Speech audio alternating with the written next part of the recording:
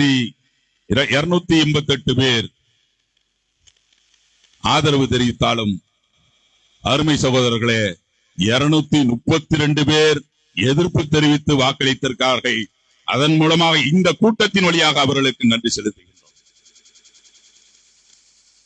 மாநிலங்களவையில் ஏப்ரல் 3ஆம் தேதி இரவு 2 மணிக்கு இந்த சட்டம் நிறைவேறியிருக்கிறது. ஏப்ரல் 2ஆம் தேதி 2 மணிக்கு, ஏப்ரல் 3ஆம் தேதி 2 மணிக்கு இரவு நேரத்தில் தான் இந்த நாய்கள் சட்டத்தை இயற்றுவார்கள். இப்படிப்பட்ட சூழ்நிலை முஸ்லிம்கள் திருடும் சட்டம் 2025 அடுத்து யாருக்கு? எங்களுக்கு. யாருக்கு? எங்களுக்கு. நான் யாரு? கிறிஸ்தவன். கிறிஸ்தவர்களே சொத்துக்களை திருடுகின்ற சட்டம் இதே 2025 நடைமுறைக்கு வர இருக்கிறது. அன்பு தோழர்களே, இந்த கிறிஸ்தவர்களுடைய திருடும் சட்டம் இப்போ எங்க நடந்து கொண்டிருக்கிறது என்றால், எங்கள் பிரிப்பேர் பண்ணிட்டு இருக்காங்கன்னா நாக்பூரில் இருக்கக்கூடிய RSS கிச்சன்ல சமைத்துக் கொண்டிருக்கிறார்கள். அதுதான் நிசப்தமான உண்மை. ஏன் வக்ஃபு திருத்த சட்டத்தை ஏன் சொல்ல மாட்டேங்கிறேன் என்று சொன்னால், ஒரு சட்டம் என்று சொன்னால் 1-2 திருத்தங்களை கொண்டு வரலாம். சட்டத்தை புதிதாக கொண்டு வர முடியாது என்ற ஒரே காரணத்திற்காக என்ன செய்கிறார்கள் என்று சொன்னால், ஒரு சட்ட திருத்தத்திலே இருக்கக்கூடிய அத்தனை சரத்துகளையும் 117 சட்ட திருத்தங்களை கொண்டு வந்திருக்கிறார்கள்.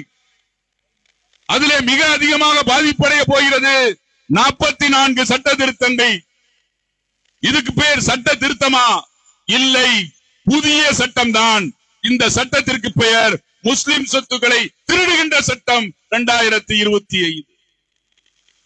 அதனால்தான் சட்ட திருத்தம் என்பதை நான் சொல்லவில்லை. யாரால் இந்த சட்டம் திருடப்பட்டுக் கொண்டிருக்கிறது? யார் இந்த சட்டத்தை கொண்டு வந்திருக்கிறார்கள் என்பதை நீங்கள் நினைத்து பார்க்க வேண்டும். தங்களுடைய மந்திரி சபையில ஒரு முஸ்லிம் கூட மந்திரியாக இல்லை. தங்களுடைய பாரதிய ஜனதா பாராளுமன்ற உறுப்பினர்கள் ஒருவர் கூட இஸ்லாமியர்கள் இல்லை. இவர்கள் கொண்டு வந்திருக்கிற சட்டம் தான் இந்த சட்டம். யாரை வைத்து இந்த சட்டத்தை கொண்டு வந்திருக்கிறார்கள் என்று சொன்னால், சிறுபான்மை மக்களுடைய இன்னொரு சமுதாயமான புத்த சமுதாயத்தை சார்ந்த கிரண்ராஜ் என்கின்ற மத்திய அமைச்சர் கொண்டு வந்திருக்கிற சட்டம். இதுதான் பாசிசத்தினுடைய மூளை. நம்மளை அழிப்பதற்கு நம்முடைய மாதிரியான இருக்கக்கூடிய சிறுபான்மை சகோதரர்களை அழைத்து இங்கு வந்து சட்டத்தை கொண்டு வருவதுதான் பாசிசத்தினுடைய மூளை. இந்த நாட்டிலே, சுதந்திர இந்தியா நாட்டிலே முதலாக கல்வி அமைச்சர் என்கின்ற ஒரு அமைச்சர் யார்? அவர் அபுல் கலாம் ஆசாத் அவர்கள். அவர்தான் முதலிலே கல்விக்கு வித்திட்டவர். IIT கான்பூரை கொண்டு வந்தவர் அபுல் கலாம் ஆசாத் அவர்கள். அவர் பேரில் இருக்கக்கூடிய கல்வி உதவித்தொகையை முற்றிலுமாக நிறுத்திவிட்டது இந்த ஒன்றிய அரசு. அப்படிப்பட்டவர்களால் கொண்டு வந்திருக்கிற சட்டம் தான் முஸ்லிம் சொத்துக்களை திருடுகின்ற சட்டம். யார் இந்த சட்டத்தை கொண்டு வந்தது? பாபூர் மசதியை இடித்த கும்பல் இந்த சட்டத்தை கொண்டு வந்திருக்கிறது. கோத்ரா ரயில் தாக்குதலிலே இஸ்லாமிய கர்ப்பிணி பெண்ணை தர என்று இழுத்து வயிற்றை அறுத்து அதில் இருக்கக்கூடிய சிசியை கொன்று புதைத்த அந்த கும்பலால் கொண்டு வரப்பட்டிருக்கிற இந்த சட்டம் இந்தியா முழுவதும் இருக்கக்கூடிய கல்வி நிலையங்களிலே, அந்த இருக்கக்கூடிய பாட புத்தகங்களிலே, வரலாற்று புத்தகங்களிலே, இந்தியா முழுவதும் இருக்கக்கூடிய வரலாற்று புத்தகங்களிலே இஸ்லாமியர்களுடைய பெயர்களை நீக்க செய்த கும்பல் தான் இந்த சட்டத்தை கொண்டு வந்திருக்கிறது. இஸ்லாமிய அறிஞர்களுடைய சாதனைகளை நீக்கிய கும்பல் தான் இன்றைக்கு கொண்டு வந்திருக்கிறது.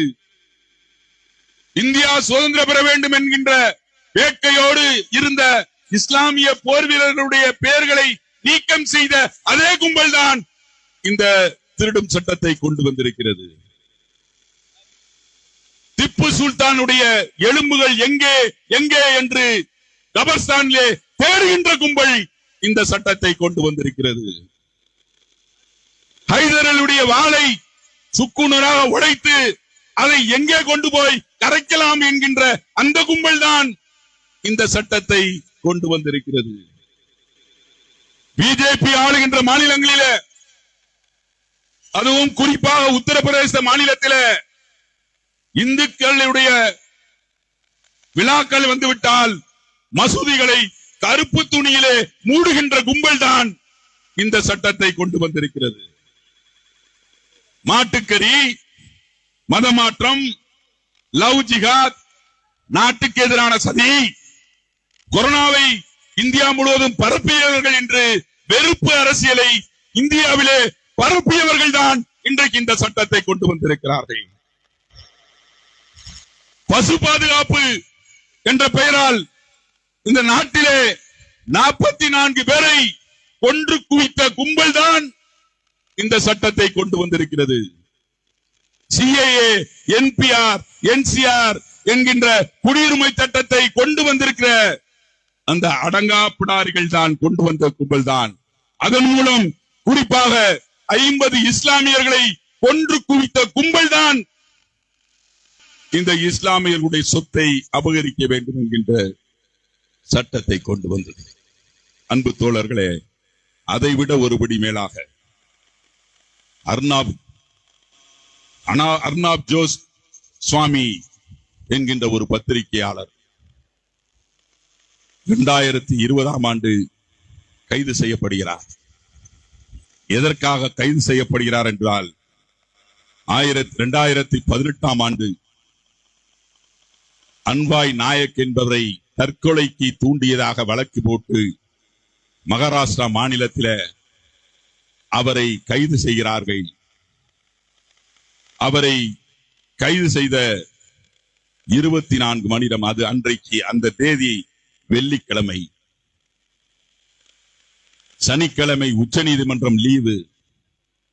ஆனால் அந்த அர்னாப் கோஸ்வாமி பாரதிய ஜனதா கட்சியினுடைய ஊதுகோலாக இருந்தவன், RSSக்கு விளக்கு பிடித்தவன் என்ற ஒரே காரணத்திற்காக அந்த அர்னாப் கோஸ்வாமியை சிறையில் வைக்கக்கூடாது என்பதற்காக இந்த நாட்டிலே உச்ச நீதிமன்றம், அதுவும் லீவு நாளில் அந்த கூட்டத்தை கூட்டி அவர்களுக்கு, யாருக்கு, அர்னாப் கோஸ்வாமிக்கு பிணை வழங்கியது, பெயில் கொடுத்தாங்க. அது அவர்கள் இஷ்டம். ஆனால் அதே வருடம் அக்டோபர் 2020ஆம் ஆண்டு இளம் பத்திரிகையாளர் சித்திக் கப்பன் என்கின்ற ஒரு இஸ்லாமிய சகோதரர்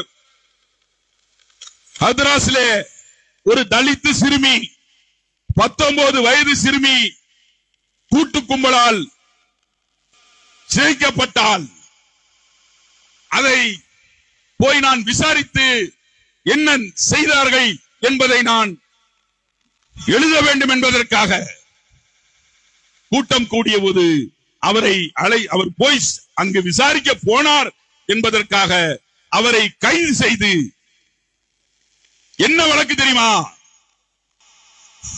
பாதுகாப்பு சட்டம், UAPA சட்டம். அது மட்டுமல்ல, PMLA ஆக்ட்.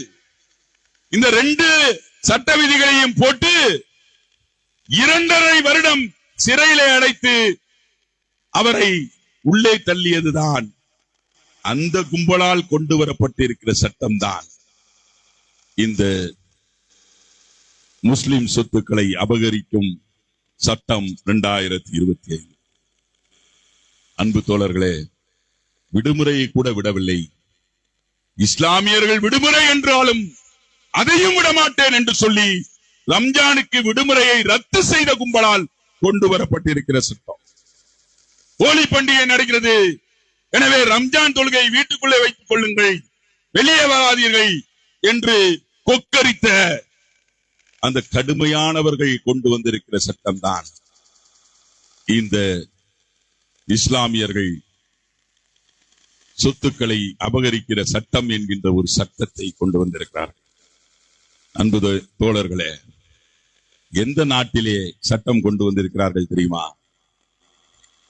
இந்திய நாடு தனக்கென்று ஒரு சட்டத்தை உருவாக்குகின்ற பொழுது இந்த நாடு ஒரு மதசார்பற்ற சோசலிச ஜனநாயக குடியரசாக உருவாக வேண்டும் என்று தன்னையே வடிவமைத்துக் கொண்ட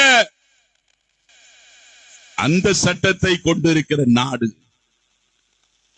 அரசியலமைப்பு சட்டம் 5 மதம், இனம், மொழி என்று எந்த அடிப்படையிலும் யாரிடமும் குடிமகனிடம் பாரபட்சம் காட்டக்கூடாது என்ற அந்த சரத்தை கொண்டிருக்கிற இந்திய நாட்டிலே கொண்டு வந்திருக்கிற அரசியலமைப்பு சட்டத்தில் 25 யார் வேண்டுமானாலும் எந்த மதத்தை வேண்டுமானாலும் பின்பற்றலாம், எப்படி பின்பற்றலாம், அவர்கள் சொத்துக்களை வைத்துக் கொள்ளலாம், 2020 என்ன வேண்டுமானாலும் வைத்துக் கொள்ளலாம், சொத்துக்களை வாங்கலாம், பராமரிக்கலாம், நிர்வகிக்கலாம், ஏழை எளிய மக்களுக்கு கொடுக்கலாம் என்று பிரிவு 28 அரசியலமைப்பு சட்டம் பிரிவு 28 உள்ள இந்திய அரசியலமைப்பு சட்டம் நமக்கு வகுத்து கொடுத்திருக்கிற, அதுவும் குறிப்பாக சிறுபான்மை மக்களுக்கு பல்வேறு அந்தஸ்துகளை கொடுத்திருக்கிற இந்திய அரசியலமைப்பு சட்டம் 30 கோடி வழி சிறுபான்மையினர் வாழ்கின்றோம். இந்துக்களும், கிறிஸ்தவர்களும், பாசியர்களும், சீக்கியர்களும் என்று 30 கோடி மக்கள் இந்தியாவிலே நாம் வாழ்ந்து கொண்டிருக்கிறோம். அண்ணல் அம்பேத்கர் நமக்காக இந்த சட்டத்தை கொண்டு வந்திருக்கிறார்.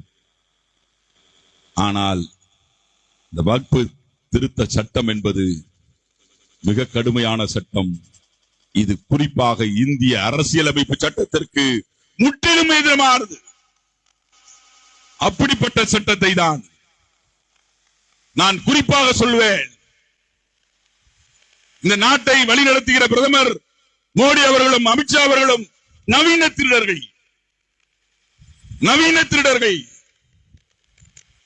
எப்படிப்பட்ட திருடர்கள் என்று சொன்னால், இந்திய கடற்பகுதியை அதானிக்கு கொடுத்து விட்டார்கள். இந்திய பகுதியில் இருக்கக்கூடிய எல்லையினுடைய தரைப்பகுதியை அதானிக்கு கொடுத்து விட்டார்கள். விமான நிலையங்களை அதானிக்கு தானம் செய்து விட்டார்கள். ஆத்ம நிர்பர் திட்டம் என்கின்ற ரயில் பாதைகள் மற்றும் ரயில்வே நிலையங்களை கார்ப்பரேட்டுகளுக்கு 40 வருஷத்திற்கு குத்தகைக்கு கொடுத்து விட்டார்கள். இப்ப போட்டிருக்கிற சட்டம் வழியாக பல லட்சம் கோடி மதிப்புள்ள இந்த வக்ஃபு இஸ்லாமியர்களுடைய மன்னர்கள் கொடுத்திருக்கிற சொத்தை, இஸ்லாமிய மக்கள் கொண்டிருக்கிற சொத்தை இன்றைக்கு அதானிகளுக்கு தாரை வார்க்கிற திட்டம் தான் இந்த வக்ஃபு திருத்த மசோதா. இந்த சட்டம் யார் இந்த சட்டத்தை திருத்த வேண்டும் என்று கேட்டார்கள். எதற்காக இந்த சட்டத்தை கொண்டு வந்தேன் என்று சொல்கிறான் தெரியுமா?